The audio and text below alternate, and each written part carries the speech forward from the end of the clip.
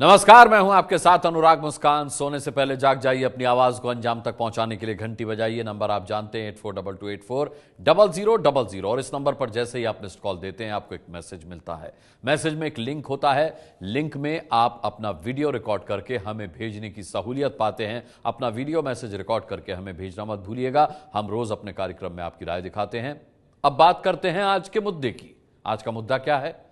महंगाई के शिकंजे में फंसा आम आदमी और सरकारी वादों के बावजूद बदहाल किसान। महंगाई दर 18 साल के सबसे निचले स्तर पर चली गई है। टमाटर 80 से 100 रुपए किलो हो चुका है। आम आदमी को मिलने वाली चीनी 2 रुपए प्रति किलो तक महंगी हो रही है। जैसा कि हम बार बार अपने शो में कहते हैं कि महंगाई और आपके बीच अगर कोई है तो वो है किसान। किसान कमजोर पड़ा तो आप महंगाई के शिकंजे में जकड़े। आज की पड़ताल हैरान कर देने वाली है। देश के सबसे बड़े प्रदेश में गन्ना मंत्री के पिता और भाई चीनी बनाने वाले गन्ने के किसान हैं, पर उनका भुगतान भी अब तक नहीं हुआ है। उनकी त्रासदी यह है कि वो किसी से कह भी नहीं सकते कि उनके गन्ने का भुगतान चीनी मिल ने नहीं किया, क्योंकि उनके गन्ना मंत्री बेटे की बदनामी हो जाएगी। आपकी महंगी चीनी और मजबूर किसान के बीच बुनी गई हमारी इस स्टोरी को बहुत ध्यान से देखिएगा, अपनी राय बनाइएगा और घंटी बजा दीजिएगा।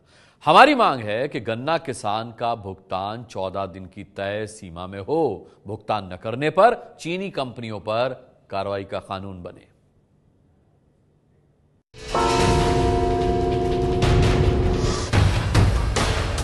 गन्ने की लाठी और जनता की पीठ, जख्म खाने वाले हिंदुस्तानियों की 2 तस्वीरें आपकी टीवी स्क्रीन पर हैं। एक तरफ है महंगी चीनी खरीदकर अपनी चाय की मिठास में कड़वाहट महसूस करने वाली जनता, और दूसरी तरफ गन्ने की लाठी से जख्मी हुआ गन्ना उगाने वाला किसान, क्योंकि अब भी देश को मीठी चीनी वाला गन्ना देकर अपनी जिंदगी में कर्ज की मिर्ची से झुलस रहा है। आखिर क्यों? सवाल ये है, क्या मीठे सरकारी वादों की चाशनी में जनता को झुलसाया जा रहा है? क्या जनता को चीनी की महंगाई और किसान को गन्ना उगाने की कीमत न देकर रुलाया जा रहा है? पहले गन्ना की लाठी से जख्मी हुई देश के आम आदमी की पीठ देखिए। देश में सबसे ज्यादा गन्ना उत्पादन करने वाले राज्य उत्तर प्रदेश में चीनी की मिठास अब महंगाई से कितनी कड़वी हो गई, ये बात आपको बताने के लिए एबीपी न्यूज संवाददाता उमेश पाठक बाजार में पहुंचे हैं। पिछले दिनों चीनी के दाम में थोड़ा इजाफा हुआ है। लखनऊ के बाजार में चीनी कितने की बिक रही है, इसका जायजा लेने के लिए हम हजरतगंज के नरही बाजार में हैं और हमारे साथ रमेश जी मौजूद है। रमेश जी, ये जानना चाहेंगे कि चीनी के दाम में पिछले दिनों कितना इजाफा हुआ और क्यों हुआ? हमारे हिसाब से करीब 1 से 1.5 रुपए के बीच चीनी के दाम में इजाफा हुआ है। चीनी महंगी हो गई, लेकिन आखिर क्यों? इस बात को समझने के लिए कुछ आंकड़ों पर नजर डालकर शुरुआत करते हैं। कोई चीज महंगी होने की पहली वजह मानी जाती है डिमांड ज्यादा हो और सप्लाई कम। अब देखिए, भारत दुनिया में चीनी का दूसरा बड़ा उत्पादक और उपभोक्ता देश है। देश में 2.4 से 2.45 करोड़ टन सालाना चीनी की जरूरत पड़ती है, जबकि 2016-17 के अंत में चीनी का उत्पादन 2.1 करोड़ टन रहने का अनुमान लगाया गया। बाकी जरूरत पूरी करने के लिए मिलों के पास पिछले साल का भी स्टॉक बचा हुआ है। यानी देश में जितनी चीनी की जरूरत है उसे पूरा करने के लिए पर्याप्त स्टॉक का दावा है। इसका मतलब सीधा सा ये हुआ कि चीनी के महंगा होने के पीछे कम सप्लाई और ज्यादा डिमांड का फिलहाल कोई रिश्ता नहीं। अब सवाल ये उठता है, जब डिमांड और सप्लाई में ज्यादा अंतर नहीं फिर भी चीनी महंगी हो रही है, तो क्या ऐसा है कि जनता से ज्यादा पैसे अगर चीनी के लिए लिए जा रहे हैं तो जिस गन्ने से चीनी बनती है उस गन्ने को उगाने वाला किसान अपनी मेहनत की पूरी कमाई पा रहा हो? क्या उत्तर प्रदेश में गन्ना किसान को उसकी मेहनत की कमाई मिल पा रही है? इस बात को समझने के लिए एबीपी न्यूज संवाददाता रक्षित सिंह एक बड़ी पड़ताल करने निकले, लेकिन सबसे पहले किसी और से नहीं, सीधे उत्तर प्रदेश के गन्ना मंत्री सुरेश राणा के पास पहुंचे। यहां मंत्री जी के पीछे भारत माता का चित्र नजर आया। उम्मीद जगी कि जरूर भारत माता के बेटों, अन्न उगाने वाले किसानों की चिंता सरकार ने की होगी। मंत्री सुरेश राणा से हमने सीधे पूछा क्या उनके राज में गन्ना किसान को चीनी मिलें पूरा पैसा दे पाई हैं? उत्तर प्रदेश के अंदर 116 मिले और आज हालत ये है कि यदि हम पूरा आंकड़ा देखें तो 56 मिलें ऐसी हैं जिनका 14 दिन के अंदर एक्यूरेट भुगतान हुआ है और 25 मिलें ऐसी हैं जिन पर इस समय कोई 1 रुपया गन्ना किसान का बकाया नहीं है। यूपी के गन्ना मंत्री सुरेश राणा के मुताबिक उत्तर प्रदेश में गन्ना किसानों के अच्छे दिन आ चुके हैं। क्या वाकई ऐसा है? इस बात को आज आपके लिए जानना जरूरी है, लेकिन पहले कुछ जानकारियां नोट कर लीजिए। दुनिया में भारत सबसे ज्यादा गन्ना उत्पादन करने वाला दूसरा देश है। देश में अगर 2.1 करोड़ टन चीनी उत्पादन का अनुमान है तो उसमें से अकेले 84 लाख टन चीनी का उत्पादन यूपी के गन्ना किसानों की मेहनत से होता है। देश में अगर 5 करोड़ किसान गन्ना उत्पादन करते हैं तो उनमें से 50 लाख किसान अकेले उत्तर प्रदेश के हैं। सरकार बनने से लेकर सरकार बनाने तक लगातार प्रधानमंत्री मोदी से लेकर अब मुख्यमंत्री योगी और उनके मंत्री तक ये ऐलान जनता के सामने करते रहे कि चीनी मिल 14 दिन के भीतर गन्ने का भुगतान किसानों को करेंगी। 14 दिन के बाद भुगतान होता है तो किसान को 15% के ब्याज के साथ पूरा पैसा मिलेगा। 23 अप्रैल तक इस सीजन और पुराने सीजन का पैसा गन्ना किसानों को मिल जाएगा। क्या देश की जनता को सबसे ज्यादा चीनी बनाकर देने वाले यूपी के गन्ना किसानों को उनकी मेहनत का पूरा पैसा सरकारी वादे के मुताबिक मिला? इस बात की पड़ताल एबीपी न्यूज संवाददाता रक्षित सिंह ने सीधे यूपी के गन्ना मंत्री सुरेश राणा के घर से शुरू की।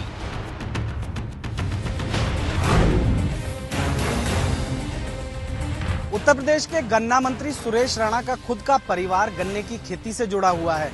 उनके पिता और भाई का जो गन्ना है वो थाना भवन की इसी बजाज हिंदुस्तान शुगर मिल पर पहुंचता है। ऐसे में ये देखना बेहद दिलचस्प होगा कि क्या मंत्री जी के वादे के मुताबिक उनके पिताजी और उनके भाई का गन्ने का भुगतान हुआ है या नहीं। गन्ना मंत्री सुरेश राणा के पिताजी और उनके भाई को गन्ना उगाने की कीमत क्या सरकारी वादे के मुताबिक मिल पाई? इस बात का बड़ा सच आज एबीपी न्यूज संवाददाता रक्षित सिंह खोलेंगे तो दूध का दूध और पानी का पानी हो जाएगा। लेकिन पहले आपको मिलवाते हैं गन्ना मंत्री के इलाके में ही गन्ने की खेती करने वाले किसान विनोद कुमार से। ये वही क्षेत्र है जहां से गन्ना मंत्री सुरेश राणा चुनकर यूपी की विधानसभा में पहुंचे हैं और थाना भवन के लोहारी गांव में इस वक्त हम मौजूद हैं और यहाँ के किसान हैं। लगभग 70 बीघे के आसपास इनके पास जमीन है। 2 भाई हैं, संयुक्त परिवार है।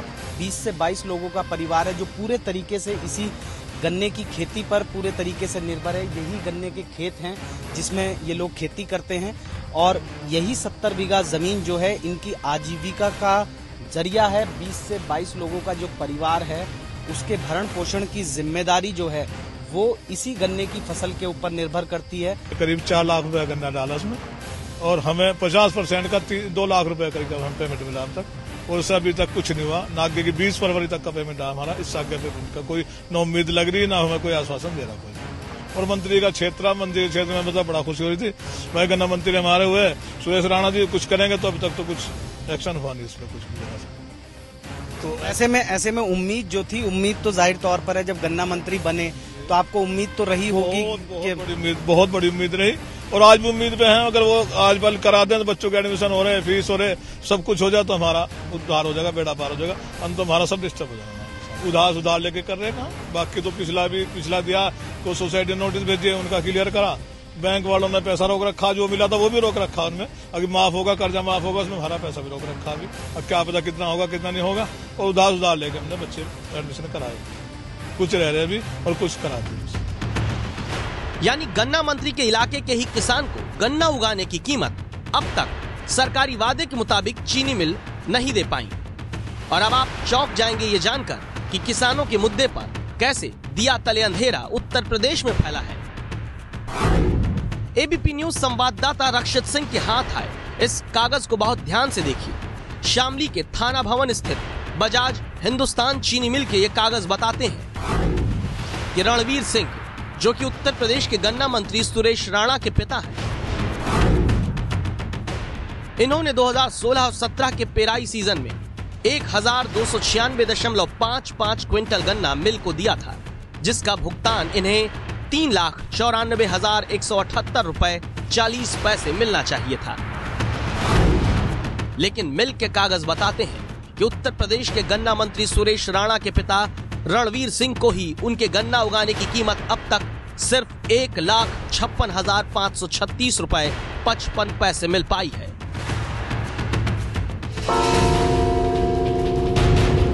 यानी कि कुल मिलाकर 39.71% जो है उतना ही भुगतान अभी तक जो गन्ना मंत्री हैं सुरेश राणा उनके पिताजी का हुआ है। कुल मिलाकर जितनी रकम का उन्होंने गन्ना डाला 3,94,000 रुपए का, उसमें से 40% से भी कम का भुगतान हुआ है, 60% से ज्यादा का भुगतान रुका हुआ है। यूपी के गन्ना मंत्री के पिता को ही गन्ने का 60% पैसा अब तक नहीं मिला, तो योगी जी के गन्ना मंत्री सुरेश राणा के भाई नरेश को तो गन्ने का 1 रुपया अब तक चीनी मिल से नहीं मिल पाया है। ये दस्तावेज है गन्ना मंत्री सुरेश राणा के भाई नरेश जी का। आप देख सकते हैं कि नरेश, यहाँ पर कृषक कोड 188 नजर आएगा, नरेश पुत्र रणवीर सिंह। और ये हालांकि छोटे किसान हैं, इन्होंने सिर्फ 72 कुंटल 81 किलो गन्ना डाला है, जिसके बदले में चीनी मिल को इनको 21,843 रुपए देने थे। लेकिन 6 जुलाई तक की अगर आप बात करें तो आंकड़ा आप देख सकते हैं कि वो आपको शून्य नजर आएगा। जी हाँ, अगर गन्ना मंत्री सुरेश राणा के भाई नरेश जी की बात की जाए तो उनको पेमेंट 0% हुआ है, यानी कि 1 रुपए का भी भुगतान नहीं हुआ। इसीलिए एबीपी न्यूज संवाददाता रक्षित सिंह अब गन्ना मंत्री सुरेश राणा के भाई नरेश के पास पहुंचे। उन्हें वो कागज दिखाए, पूछा कि भाई के गन्ना मंत्री रहते आपको भी अगर भुगतान नहीं मिल पा रहा तो किसान का कल्याण कैसे होगा।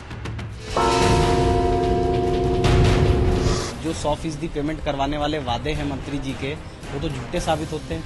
नहीं, हम तो मंत्री के साथ साथ किसान भी हैं। जैसा सब किसानों के साथ आ रहा है ऐसे किसानों के साथ हमारा पेमेंट होगा। ऐसा तो कोई नहीं किसान कि हमारा पेमेंट हो जाए किसानों का रह जाए। वो तो जो किसानों के साथ ही पेमेंट हमारा पेमेंट होगा।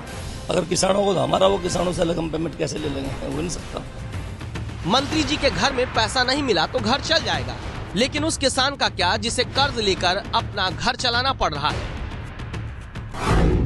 एबीपी न्यूज को मिली जानकारी के मुताबिक सिर्फ उत्तर प्रदेश के गन्ना मंत्री के इलाके में ही किसानों का 240 करोड़ रुपया अब तक चीनी मिल वाले दबाकर बैठे हैं। किसानों की किस्मत नहीं बदली है, इस बात की गवाही गन्ना सोसाइटी के चेयरमैन अशोक खेड़ा देते हैं।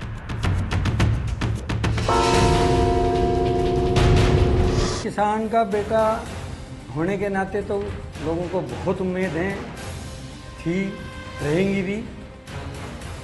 बाकी कभी ऐसा लग नहीं रहा अभी कि भाई कोई सुधार हुआ हो। मंत्री जी को भी पता है, मेरी अक्सर उनसे बात होती रहती है इस बारे में। प्रयत्नशील हैं, पर ये समझ नहीं आ रहा क्या मजबूरी है उनकी भी। पहले वो खुद कहते थे कि भाई हम जल्दी से जल्दी भुगतान कराएंगे, 15 दिन की आपकी पेमेंट हो जाएगी, ब्याज भी दिलवाएंगे। पर ये तो वही बता सकते हैं आपको कि क्या मजबूरियां हैं सरकार में आने के बाद।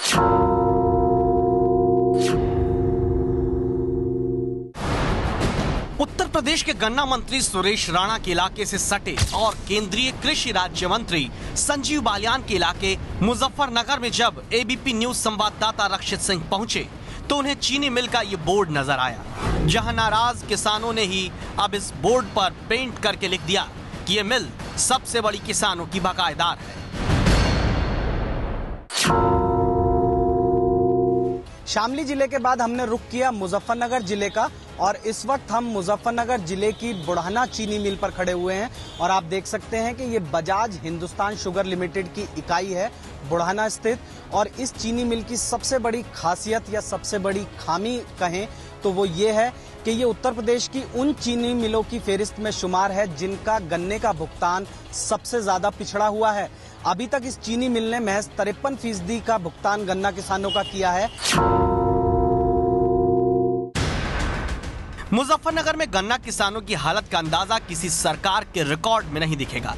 सच्चाई बताता है ये चूल्हा, जहां गन्ना उगाने वाले किसान ने कुछ पकाकर अगर अपने बच्चों का पेट भरा है तो कर्ज लेकर ही। ये घर मुजफ्फरनगर में 30 बीघा जमीन पर गन्ना उगाने वाले किसान ज्ञान सिंह का है। घर में छोटे बच्चे हैं, बेटे हैं, बहुएं हैं, सबका पेट पालना है। ज्ञान सिंह उदास है, भूखे रहने की नौबत जो आ गई है। मुजफ्फरनगर के वैली गांव के रहने वाले हैं ज्ञान सिंह जी। 5 इनके बेटे हैं और गन्ने के किसान हैं ये। कुल मिलाकर 30 बीघा इनके पास जमीन है और उस 30 बीघा जमीन पर ही जो पूरा परिवार है वो निर्भर करता है। और ऐसे में जब समय पर गन्ने का भुगतान नहीं होता तो क्या कुछ इस परिवार पर बीतती है, यही जानने के लिए इस वक्त हम पहुंचे हुए हैं ज्ञान सिंह जी के घर पर। स्कूल में दाखिला दुआ रखा जिनका, उनकी फीस नहीं भरी जाती टाइम पर और दूध नहीं होता, डंगर ढोर लेने का ढब नहीं छोड़ रखा मिल वाले ने, तो कहना बाजार में तो उधार ठा के अपना काम करावे, वे बाजार वाले हमारे पर लठ चढ़ावे, अब पैसे दो कहाँ दर दें, क्या स्थिति चल रही है। कि अपना पैसा होते हुए भी परिवार पालने में, परिवार का भरण पोषण करने में दिक्कतों का सामना करना पड़ता। दिक्कतों का कुडब्बी दिक्कत आ रही है, ज्यादातर भूखे रहने की स्थिति है जावा जी पर, जी पैसा नहीं होता बाजार में तो सामान नहीं मिलता, खर्चा ज्यादा है, कुनबा ज्यादा है, आमदनी कम है और जो भी आमदनी है वह भी हमें टाइम पे नहीं मिलती।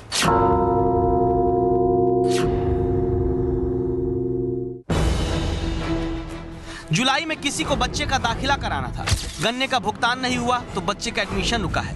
किसी को बेटी का ब्याह करना था, रिश्ता तय हो गया लेकिन पैसे नहीं तो ब्याह नहीं कर सकते। किसानों की कमर टूटी हुई है। यही हाल मेरठ में है, जहां उप गन्ना आयुक्त हरपाल सिंह से सीधे हमने पूछा सच क्या है।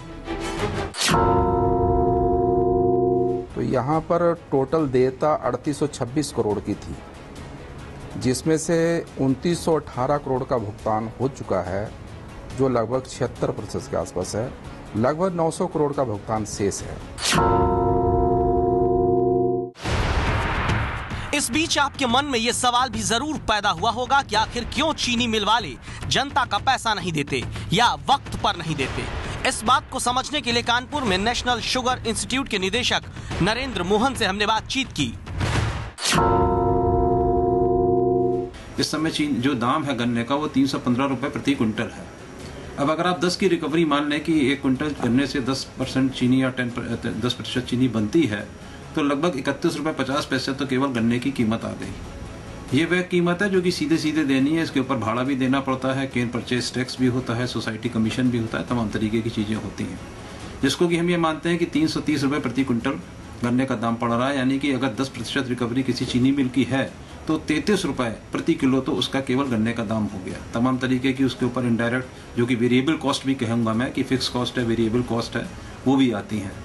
तो चीनी मैंने पिछले काफी लंबे समय तक से ये कह रही थी कि भाई उनको चीनी का सही दाम नहीं मिलता। नेशनल शुगर इंस्टीट्यूट के निदेशक नरेंद्र मोहन सही कह रहे हैं, लेकिन एक बात वो ये बताना भूल गए कि गन्ने से सिर्फ चीनी नहीं बनती, बल्कि दूसरे कई उत्पाद को लेकर भी चीनी मिलें मोटा मुनाफा कमाती हैं। जैसे गन्ने से निकले शीरा या खोई से चीनी मिल वाले मोटा मुनाफा उठाते हैं। चीनी मिल वाले शीरा या खोई शराब कंपनियों को बेचकर अपना फायदा बनाते हैं। देश में करीब 250 करोड़ लीटर शराब गन्ने से निकलने वाले शीरा से बनती है, लेकिन फिर भी गन्ना किसानों को बकाया चुकाने में हाथ पैर सिकोड़ लिए जाते हैं। हालात ये हैं कि उत्तर प्रदेश की सरकार ने पूरी ताकत झोंक दी, तब भी गन्ना उगाने वाले किसानों का 2713 करोड़ रुपए अब तक चीनी मिल वाले दबाए बैठे हैं। पूरे देश की बात करें तो 11,283 करोड़ रुपया गन्ना किसानों का ही बकाया है। अब आप यहाँ जरा सोचिए, आपकी तनख्वाह 5 दिन देरी से आए तो पूरे महीने का बजट हिल जाता है, लेकिन देश के किसानों का हजारों करोड़ रुपया सरकारें वादा करके भी उन्हें नहीं दे पा रही हैं। गन्ना मंत्री सुरेश राणा ने गन्ना भुगतान को लेकर बड़े बड़े वादे तो कर दिए, लेकिन उन वादों को पूरा नहीं कर पाए। ऐसे में सरकार और उनके मंत्रियों को जरूरत है कि वो जनता को मूर्ख ना समझें और ऐसे वादे तो कतई ना करें जिन्हें वो पूरा ना कर पाएं। तो इसीलिए आज हमारी मांग है कि गन्ना किसानों का भुगतान 14 दिन की तय सीमा में ही हो। भुगतान न करने पर चीनी मिल पर कार्रवाई का कानून बने। आप अगर इस राय से सहमत हैं तो 8422840000 पर मिस्ड कॉल देकर आवाज उठाइए, घंटी बजाइए।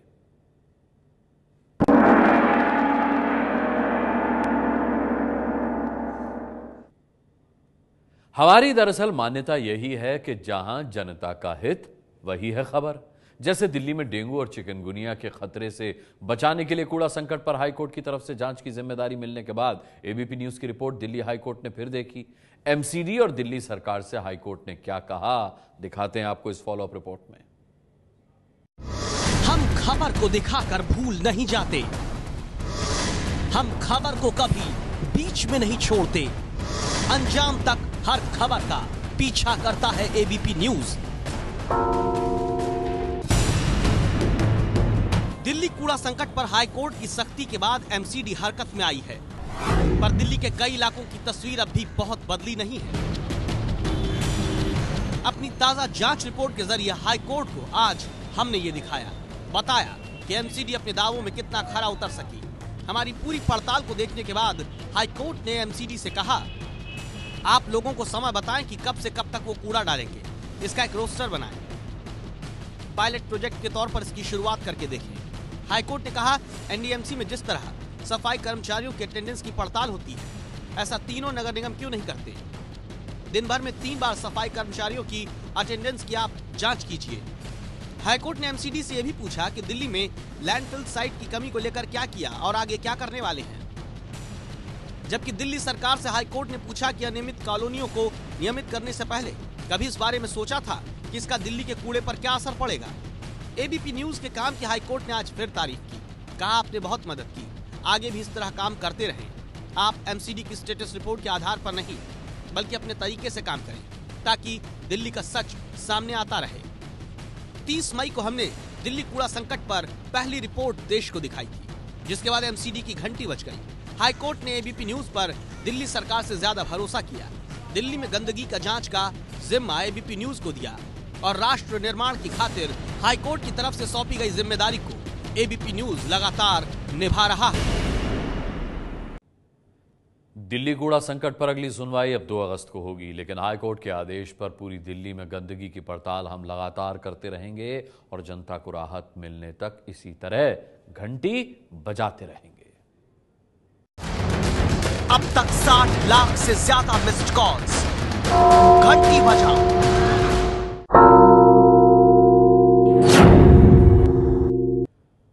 अमरनाथ आतंकी हमले के बाद आंख के बदले आंख के इंसाफ की मांग के खिलाफ कल हमने घंटी बजाई थी। उस मुद्दे पर जनता ने न सिर्फ घंटी बजाई बल्कि अपनी राय तक हम तक पहुंचाई है। कई सबूत देने के बाद भी पाकिस्तान सरकार आतंकवाद के खिलाफ कार्रवाई करने के लिए तैयार नहीं। इसलिए पाकिस्तान को आतंकवादी राष्ट्र तो घोषित करना ही चाहिए, उसके साथ ही उन पर आर्थिक प्रतिबंध भी लगाने चाहिए, जिसके चलते उन्हें इस विषय की गंभीरता समझ में आए। पाकिस्तान जब काम ही आतंकवाद का कर रहा तो डिसीजन में इतनी देरी क्यों चुका है हमारी सरकार? पाकिस्तान को आतंकवादी क्यों नहीं घोषित कर? घंटी बजाओ को धन्यवाद। हम भी यही चाहते हैं कि सबसे पहले आतंकवाद का खात्मा हो, हमारा देश सुरक्षित रहे, हम सुरक्षित रहें। 8422840000 पर मिस्ड कॉल देकर आप भी हमें अपना वीडियो संदेश भेज सकते हैं। ये है एबीपी न्यूज, आपको रखे आगे।